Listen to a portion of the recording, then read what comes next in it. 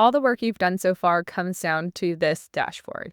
Everything that you've put in through all the different sheets and the transaction tracker will all come out here. This section at the top is your year-to-date view, and it'll have everything from how much volume that you closed this year is, your gross commission income, what you've kept after splits, the after-tax amount, all your expenses for the year, how much you've put in your take-home bucket, savings, debt, taxes, etc.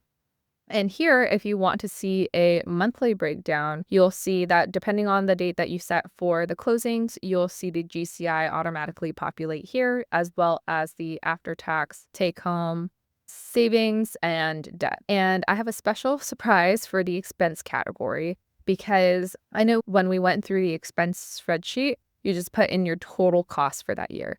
But that does not give you accurate numbers, because you might have spent a little bit more on client meals or maybe gifts or activities. And so if you want to have a very accurate number for these monthly expenses, I have created a tab for you.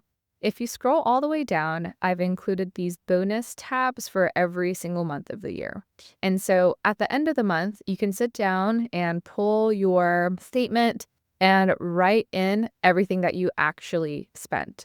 And once you get all of these numbers here, that will automatically translate into this dashboard, and you can see your exact expenses for that month and compare it to the budget that you have for the year. And down here, you'll see these rings that will show you how close you are to each of your goals. So you can see the GCI goal that you set for the year, how close you are to it, the number of closings that you need for the year, how far along you are to hitting those goals. So this is just a visual tracker to see how far along you are. And on the left here, you can see the bar chart of where your after-tax income is. I've also included an item to see how much your take-home income is. And as you adjust these expense numbers, you'll also see these yellow bars move accordingly.